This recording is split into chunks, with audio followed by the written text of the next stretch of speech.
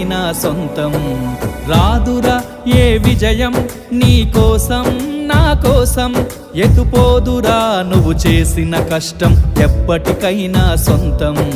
కాలంతో పయనించేవాడికి కానిది ఏముంది, సాధనతోనే సాధ్యమవ్వునని సదాశయంతో సాగర ముందుకు. రాదురా ఏ విజయం నీ కోసం నా కోసం, ఎటుపోదురా నువ్వు చేసిన కష్టం ఎప్పటికైనా సొంతం.